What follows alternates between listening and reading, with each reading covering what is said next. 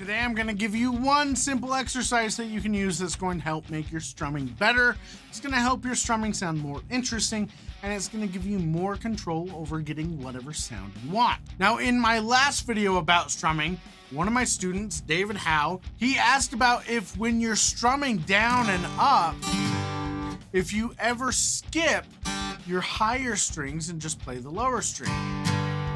And so today I'm going to talk about that, how you can use that to sound more interesting, and exactly what you can do to practice it.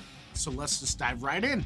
Now, I would recommend practicing this first with either a 6-string chord, or you can do what I want to do today, and that is tuning my guitar down to drop D tuning and using a D chord. Why? Because it sounds awesome, okay? So what I'm gonna do is take my low E string and I'm gonna tune it down to a D note. There's my D note. Now when I play a D chord, I can play all 6 strings and it sounds great.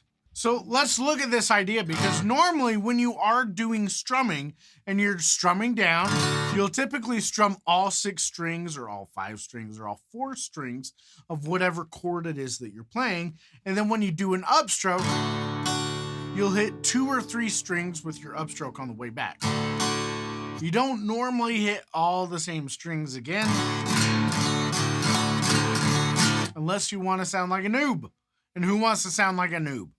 Now that's what you would normally do, and I think that you should really get comfortable with that, with going down, up, down, up, down, up, down, up. That is such an underrated part of strumming that most people just skip. But today, we're talking about skipping some strings and hitting within the chord. So for example, I've got a 6-string D chord here. My low string is D, I've got an open A string, I've got my open D string, I've got an A note on my 3rd string, my G string, I've got a D note on my 2nd string, and then an F sharp on the 1st string. Now here's what we are going for. What we're going for is, instead of just hitting all 6 strings on the way down and then hitting 2 or 3 strings when we come up, we want to hit different strings.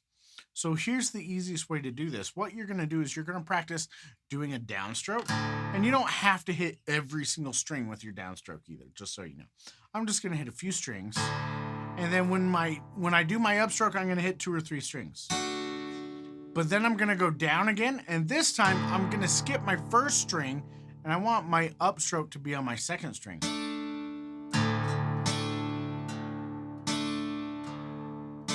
That gives your strum a different sound, because there's a different note that's on top that you're hearing over everything, because now the highest note is that other D note.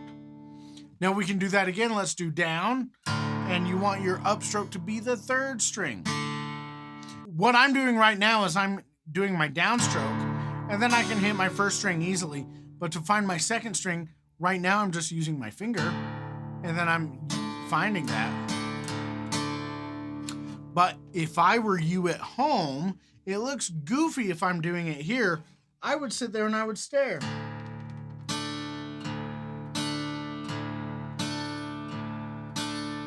And then do it for your 3rd string, where you're going down. And then I want the 3rd string to be where I'm hitting.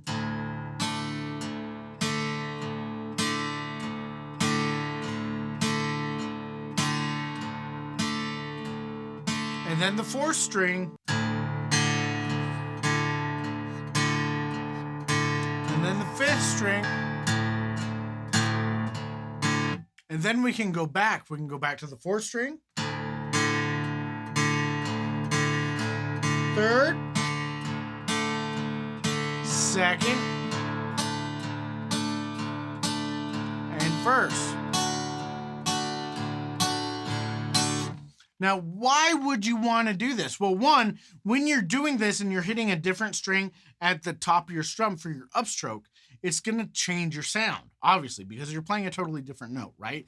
And that means that you can vary your strumming with how many strings you're hitting or what strings you're hitting for your upstroke, and that's going to change your sound. So you can go from just playing a D chord like this to varying it to hitting different strings, and you can get a different sound like this.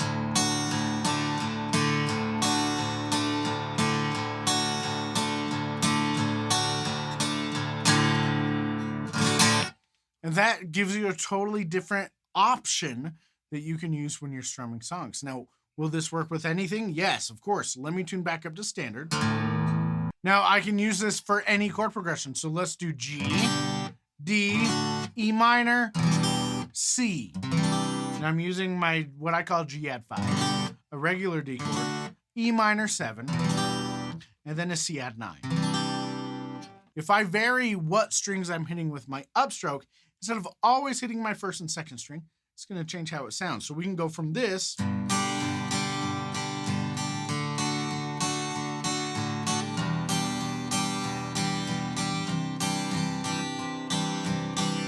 to this.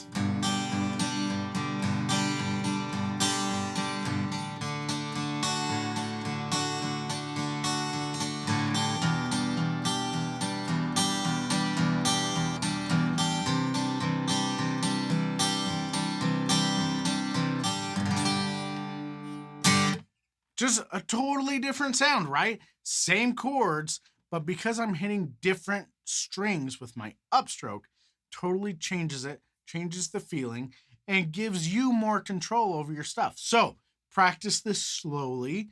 Make sure you watch your pick to make sure that you're hitting the strings that you want to until you really start to develop a feel for what string you want to hit so that you can hit it on command and it doesn't just happen by accident. And try this with your favorite chord progressions, your favorite songs, and use it as a way to spice up the strumming that you're already doing. Now, I hope that was helpful for you. If you did find this helpful and you want more help with your guitar playing, I have a gift for you at my website. Go to simpleguitar.com/top10, and there you can download my free guide, The Top 10 Things to Learn on Guitar First. It's a free guide. It's 17 pages of 10 things that I think get the most bang for your buck when it comes to learning when you're just starting out. It's 10 things that really, when I was starting out, I wish someone had told me, hey, these are the things that are going to have a lot of impact on your playing. So go get that guide for free, have fun with it, and then go check out this video about how you can take a single strum pattern and build all sorts of different sounding strum patterns off of one thing without changing anything really with your strumming. You're going to be playing the same rhythm the whole time. So thanks for watching today. Go get the top 10 things to learn on Guitar First, and I will see you in the next video.